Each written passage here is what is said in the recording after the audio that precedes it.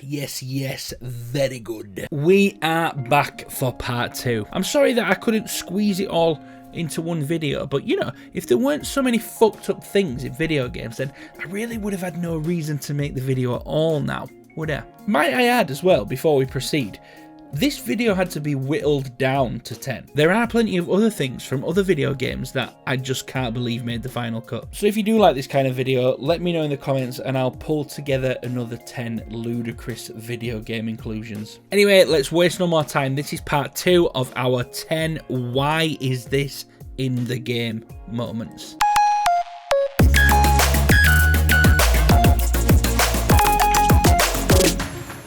Just a reminder, if you have made your way to this video first, then this is part 2. So this is entries 5 to 1. If you want to see entries 10 to 6, then you can check out that video here. And it's also in the description in case you have arthritis and your withered, aching hands couldn't get to that prompt card fast enough.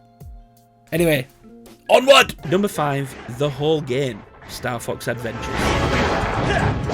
Oh god, where to start with this one? Okay, who remembers Star Fox? Remember that it was this arcade-style rail shooter adored by its fans. Also remember all of these great 3D platformers that were already out, most of which were exclusive to Nintendo. That is to say that nobody was crying out for an already established franchise to make the jump over to 3D platforming. Step forward, Star Fox Adventure. It's not like the game is completely awful or anything, it's just not very good, especially when compared to these games, some of which were even made by the same developers as Star Fox Adventures. So the story goes that at the back end of the N64's life cycle, the then legendary developer Rare had just finished releasing Diddy Kong Racing. The team split off into two, with one half working on Jet Force Gemini and the other half working on Dinosaur Planet.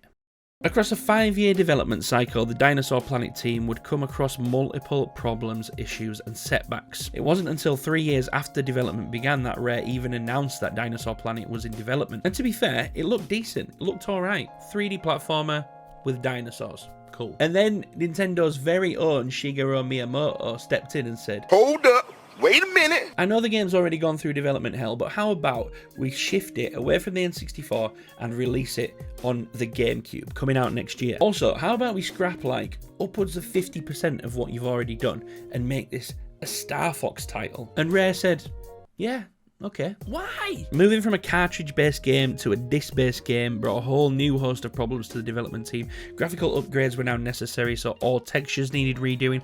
The story and characters no longer made sense, so it was scrapped and rewritten. And additional space-based levels were shoehorned in to try and appeal to the original Star Fox faithful. The new game was thrown together in under 2 years and released in 2002. And at no point in those 2 years did anybody say, this is a bad idea, or this is not what Star Fox fans want from Star Fox, or even this isn't anywhere near as good as the other 3D platformers in the market. Again, it's not an awful game, it's just the Star Fox game that nobody asked for, that nobody wanted. The plug should have been pulled on this game long before it hit shelves. The game wants to be Ocarina of Time, but it's just not as good. It tries to have platforming like Super Mario 64, but it's just not as good. It tries to do combat like Beyond Good and Evil, but it's just not as good. And most criminal of all, the R-Wing missions in the game are trying to be, well, Star Fox, but they're just not as good. They just fall flat when compared to their predecessors. So all in all, Star Fox Adventure tried to be a slew of different popular titles, achieved none, and even alienated the original Star Fox fanbase. Good job.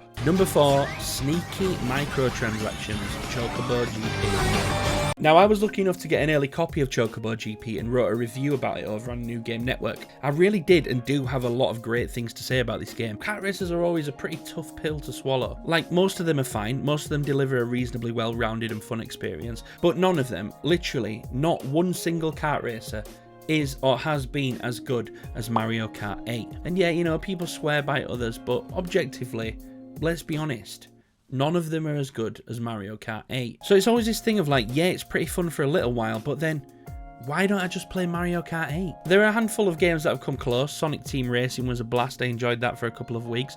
Crash Team Racing actually had me hooked for a few months when the remake dropped. But still, like all that try, they have their moment in the sun and then fall back into the shadow of Mario Kart 8. Well, Chocobo GP was the latest to try its hand at standing up to the mustachioed giant, and again, for a while there, it did pretty well. It's a solid game and a worthy competitor, not just in that it's fun to play, but even the implementation of some fresh mechanics adapted from the Final Fantasy games, such as leveling up your moves and specials or limit breaks for each character. They also introduced the Chocobo GP mode, which is a 64-person online knockout tournament. It was super cool. All of it made it what I would consider, at least in recent times, to be the closest contender to Mario Kart 8. But there was something missing.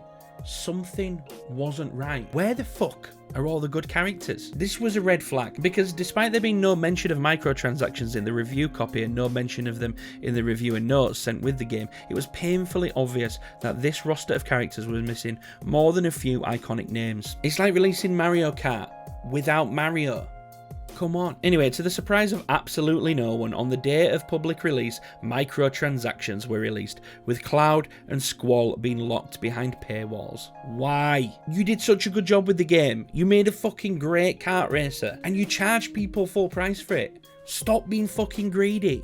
You greedy fucking pigs. Take your fat fucking hands out of your greedy pockets and just give people the full game. The game that they deserve on launch. What they paid for. Ugh. Number 3, the Giant's Knife Ocarina of Time. How? How is it possible that you've included 2 Legend of Zelda games in this list? Look, here's the thing. I ain't trying to bully The Legend of Zelda or anything. I consider both Ocarina of Time and Breath of the Wild to be 2 of my favourite games of all time, and I fully accept that The Legend of Zelda is one of the best video game series of all time. But that's why these dumb additions to the game sting just that little bit more. So in Ocarina of Time, once you're adult Link, you can revisit Goron City and purchase yourself the Giant's Knife for 200 rupees. Not bad. Not bad at all. For starters, it deals twice as much damage as the Master Sword. An absolute beast. A must-have. Well, it fucking would be if it didn't break. And I'm not talking after a reasonable amount of time. I'm talking about after 8 swings. Or 1 swing if you hit a solid object. Although the broken version can still be used, it's only half of the strength of the Master Sword, making it the same strength as the Kokiri Sword. So basically, it's a complete waste of fucking time. And rupees. Number 2, Elephant Murder. It Takes Two. I've seen some harrowing shit in video games. Like, some truly awful moments. Ellie murdering a pregnant woman, murdering your friends on Far Cry 3, only to get murdered by Citra mid-boink. The baby in Resident Evil Village. That thing will never leave my mind. What's that? What the fuck is that? What the fuck is it? Sometimes games actively try and push the boundaries as far as they can possibly go, just for the sake of it. Sometimes it's funny, sometimes it's a little forced. All in all though, I've never seen anything in a game that made me say, nah, this is too far. That was until I played It Takes Two. Yes, the child-friendly co-op game of the year for 2021, It Takes Two. This is the game that had the most harrowing part of any game I've ever played that truly, genuinely made me uncomfortable to play it. Those of you that have played it know exactly what I'm going to say. Yeah, that's right. The part where you and your co-op partner have to slowly and painfully murder a sentient elephant plushie by ripping it apart limb from limb. The elephant isn't even a bad guy in the game. It's an unassuming cute elephant toy. Things are made worse by the cute childlike voice acting of the poor thing literally pleading for its life. It's not an optional section either. There's no avoiding it. It's honestly just fucking horrible. Really not a nice part to play in an otherwise incredibly fun to play game. But this section, no. Not fun. Not fun at all. Disturbing, actually. Number 1, Bionic Commando. Bionic Commando is an NES classic. In fact, a cult of devoted fans will tell you that Bionic Commando is the best game there is for the NES. It might not be the most accessible of titles, certainly by today's standard, and it may look like a run-of-the-mill retro run-and-gun, but by all accounts, I can't say for certain because I wasn't alive when the game came out, but by all accounts this was a more sophisticated and complex game than those that had come before it, making it a standout mature title for its time. I've always been a big fan of the Contra series, and hearing that I might be missing out on one of game's greatest side-scrolling run-and-guns, I thought, I have to give Bionic Commando a try. The game plays surprisingly well for one that came out in 1988, and the levels... Now, I mean, at first glance, this was pretty shocking, but thinking about it more rationally, I guess putting Hitler into a game as the main bad guy really isn't that strange. It's been done before, and why not? I mean, what better example is there of a tyrannical maniac villain than Hitler? The thing about putting him in Bionic Commando, though, is that, one, this is the last boss of the game. Pops up out of nowhere. Not mentioned a single time throughout the narrative of the rest of the game. None of the NPCs thought to say, oh, by the way, the evil that we're fighting against is actually Hitler in a cryo chamber. And two, this isn't Hitler. This is Master D. And his soldiers, the ones you've been fighting all game, are called the Bads. It's like they did a build of the game and showed it to the publishers, and the publishers said, it's good, it's great, we like it. The only thing I'm concerned about is that maybe the final boss, the end of the game, isn't impactful enough. It needs to be a little more evil. Is there a way to make the final boss more Hitler? And so they just did. Full Hitler. It's just a bit jarring. Feels a bit weird, to be honest. Like, if you were going to go with Hitler, then just go with Hitler. Not this weird in-between that's clearly supposed to be Hitler, but we don't want to call him Hitler because it might offend people. So we'll give him a different name, but just completely copy and paste his likeness, as if those people that it would have offended wouldn't notice that it's meant to be Hitler. So there you have it, 10 instances that made me stop and say, why the fuck did you put this in the game? If you enjoyed this video, please leave a like. If it does well, I'll do another 10. As always, thank you for the support. Please leave a like, comment, and if you're new to the channel, please consider subscribing, and I'll see you in the next one.